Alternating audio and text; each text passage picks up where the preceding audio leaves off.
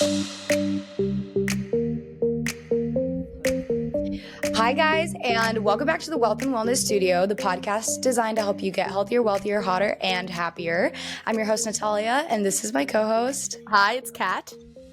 And this podcast is really here to help you discover to inspire you to think about what your dream life is and what you need to do to bridge the gap between where you are and where you want to go. And we believe that the secret is in your daily habits of what are you doing to achieve those 4 areas of your life: hotter, happier, healthier, and wealthier. Today, guys, we're going to be talking about how growth takes time.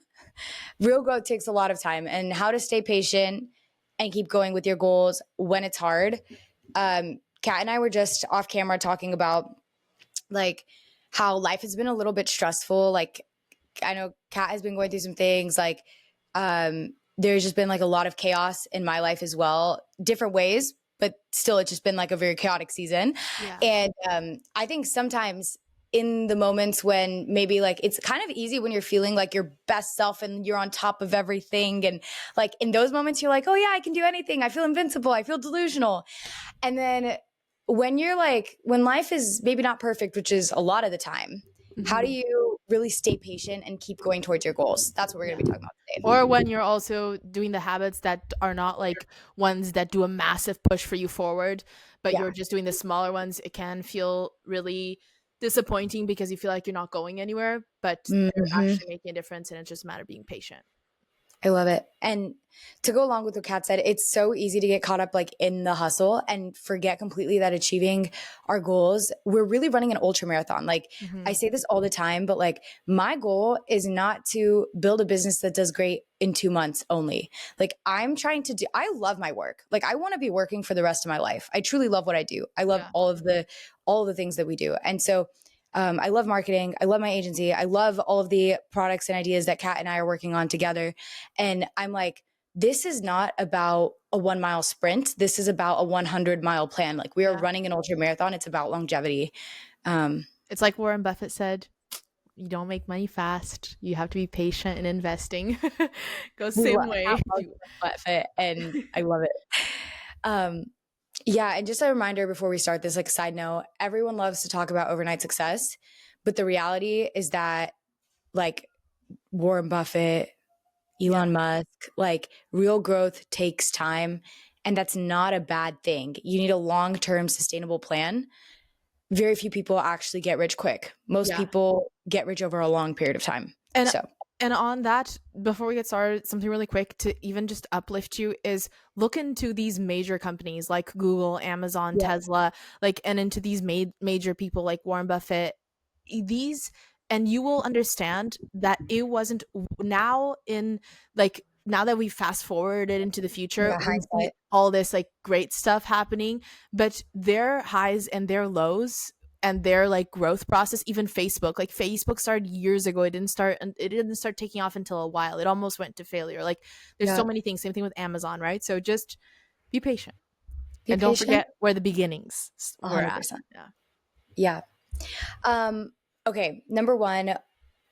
Well, Kat and I wrote down 4 bullet points. This is why I said number 1. But why growth feels slow, but it isn't. So I feel like social media makes it look like everyone's winning fast. So like, Nat, are you there? Okay, here, hold on. That wasn't the internet. That was me. Did you think it was the internet? Yeah. That was not the internet, Kat. I literally just froze mid-sentence. Do you want me to say it? Until you get yourself together. I did abs yesterday. Let me keep this in because we can cut this into a behind the scenes that's really funny. Yeah, I actually think you should just keep this in the podcast. Oh man, guys. Here we go. Yeah, Kat, you want to continue the sentence? Social media makes it look like everyone's winning fast.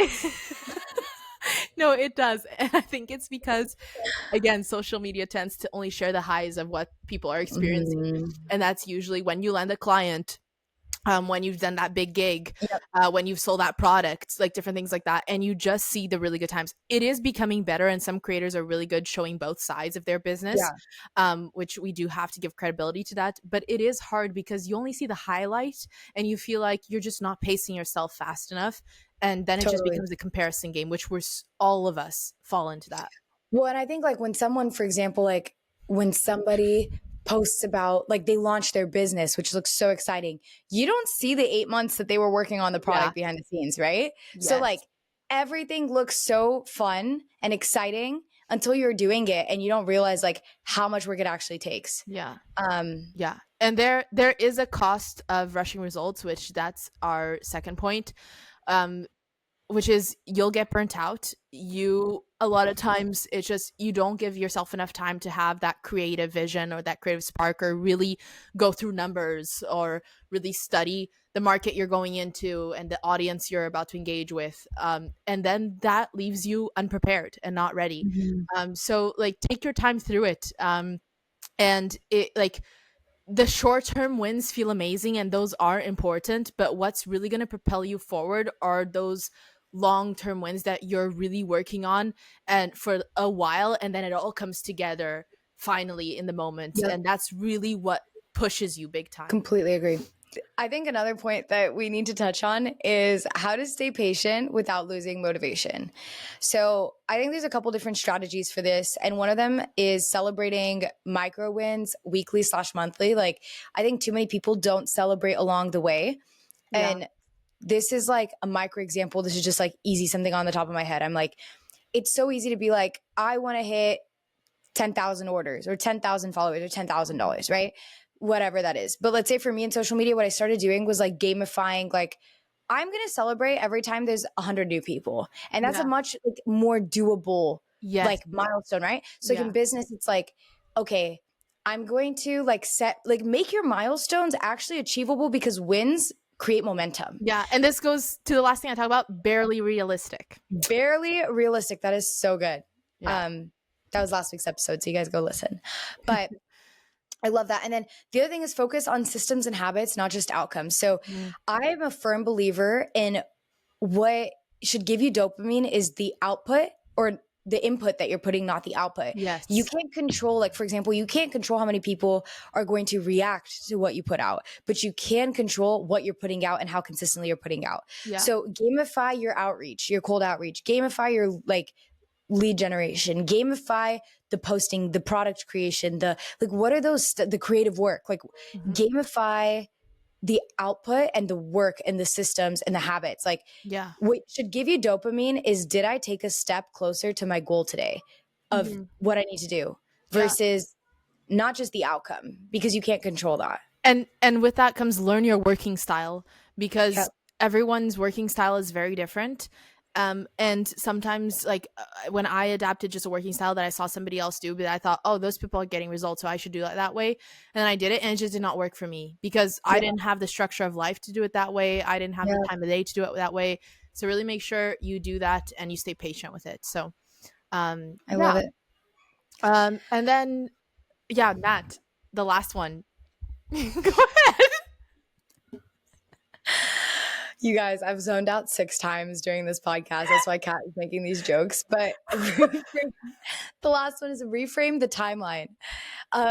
If it takes longer than expected, that is not failure, Yeah. because longer timelines generally mean deeper mastery and a more sustainable success. And Kat touched on this earlier, but if you get success too quickly, there's actually a lot of downfalls that come with that too. Yeah. And essentially, we just want to remind you guys through this episode, like, just remember that your dream life, your goals, it's not late, it's in progress. And you need to fall in love with the process, not just the destination. And if you're in love with the work, no one will ever beat you. Yeah. If you're in love with the outcome, as soon as you get the outcome, you're going to lose the outcome because you were only motivated by that. And if you are in love with the work, you will also be able to persist through those low moments, because I mean, Yeah. obviously you won't be in love with everything you do, but if you're in love with Yeah. the process of becoming, then you will be able to stick through it so much better. And it's what I was trying to Google it because I don't remember his name, But I think I have it here. No, I don't have it. I forget to.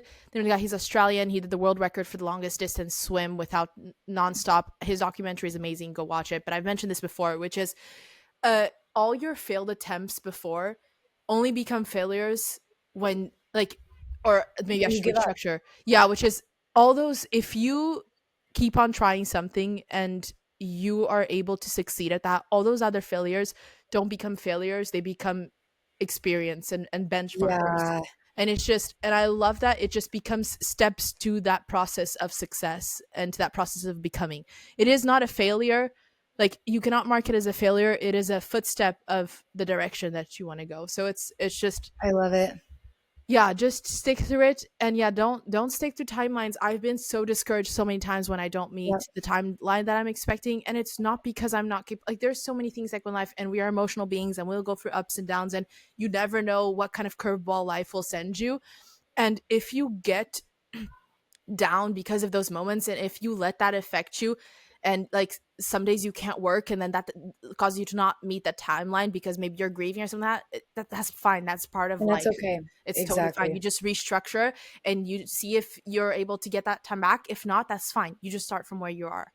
Yeah. And remember that this is an ultra marathon, not a sprint. Consistency is sexier than intensity. That's right. Oh, that's good, Yeah, Nat. that's all right. Thank you. Thank you. Nat You woke guys, up thank you. finally. Yeah. You guys, thank you so much for watching this episode. If you guys are listening to the audio version, go subscribe on YouTube. We have a video version of the podcast there, and please leave us a 5-star review. If you're not going to leave us a 5-star review, we want your feedback, but please don't leave us a review because that would make us very sad, and Kat and I would probably cry ourselves to sleep. So please just DM us your constructive criticism because we want to hear it. And yeah, drop ideas for future episodes, you guys. Yeah, for sure. And we'll see you guys in the next episode. Bye.